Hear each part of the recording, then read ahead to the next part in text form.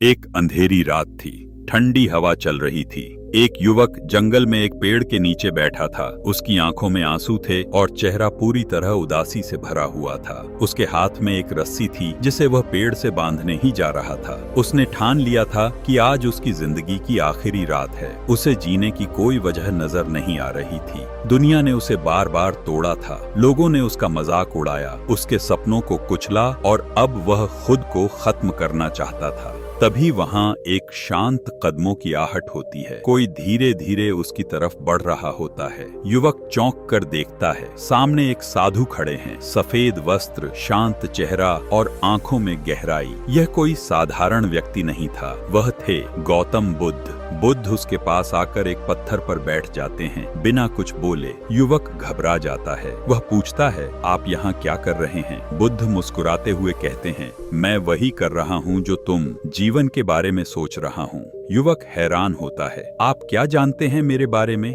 बुद्ध शांति से कहते हैं, मैं तुम्हारे चेहरे की उदासी देख सकता हूँ। तुम अपने जीवन से थक गए हो, है ना? युवक की आंखों से आंसू बहने लगते हैं। वह टूट जाता है, रस्सी जमीन पर गिरा देता है और कहता है, मैं हार गया हूँ। सब कुछ करके देख लिया, लेकिन हर तरफ सिर्फ दर्द मिला। अब और नहीं झेल सकता। मैं इस जीवन से आजाद होना चाहता हूँ। बुद्ध उसका हाथ पकड़ते हैं और कहते हैं, थोड़ी देर मेरे साथ बैठो, मैं तुम्हें एक कहानी सुनाता हूँ। युवक अनमने ढंग से बैठ जाता है। बुद्ध कहते हैं, एक बार एक राजा था। उसके पास सब कुछ था, धन, दौलत, महल, सैनिक, लेकिन फिर भी वह खुश नहीं था। हर दिन वह कुछ नया करता, लेकिन मन में शांति नहीं थी। एक दिन उसने अपने मंत्री से पूछा, क्या तुम मुझे ऐसी कोई चीज दे सकते हो जो दुख में मुझे सहारा दे और सुख में घमंड न करने दे? मंत्री ने उसे एक अंगूठी दी। उस पर लिखा था, यह भी बीत जाएगा। युवक ने पूछा, इसका मतलब? बुद्ध बोले, जब दुख आए तो याद रखो ये स्थायी नहीं है, और जब सुख आए तब भी याद रखो यह भी एक दिन चला जाएगा। जीवन एक प्रवाह है। हर दर्द, हर खुशी एक लहर की तरह आती और चली जाती है।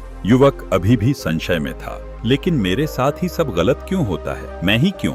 बुद्ध उसकी ओर देखकर बोले, तुम्हें लगता है तुम अकेले हो जो दर्द में हो? चलो एक काम करो, मैं तुम्हें एक शर्त देता हूँ। तुम गांव जाओ और किसी ऐसे घर से एक मुट्ठी चावल लेकर आओ जहाँ कभी कोई दुख न आया हो। युवक चौंक गया। बस इतना सा काम? बुद्ध ने सिर हिलाया। हाँ, लेकिन सिर्फ उस घर से जहाँ कभी कोई दुख न आया हो। युवक गांव की ओर गया। पहला घर, एक हंसता खेलता परिवार दिखा।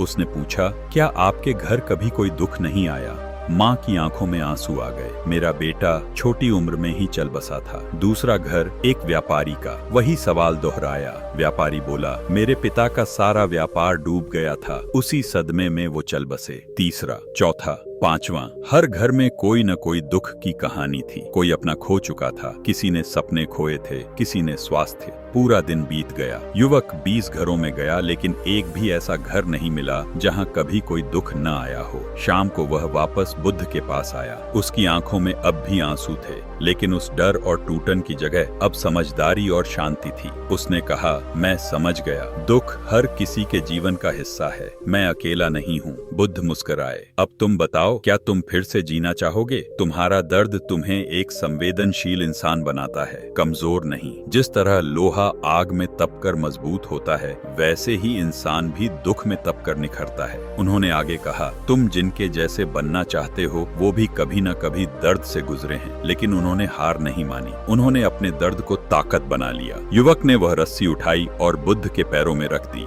मैं तैयार हूँ फिर से जीने के लिए, एक नई शुरुआत के लिए। बुद्ध ने उसके कंधे पर हाथ रखा और बोले, तो आज से तुम्हारे नए जीवन की शुरुआत है। कभी कभी जिंदगी इतनी मुश्किल लगती है कि लगता है अब और नहीं हो पाएगा, लेकिन याद रखो, हर अंधेरी रात के बाद एक नई सुबह होती है। अगर आप भी किसी दर्द से गुजर रहे हो तो बस इतना याद रखो, तुम अकेले नहीं हो और ये भी बीत जाएगा। हर संघर्ष, हर आंसू, हर हार एक नई ताकत की शुरुआत हो सकती है। बस जीना मत छोड़ो, क्योंकि तुम्हारी कहानी अब भी खत्म नहीं हुई है।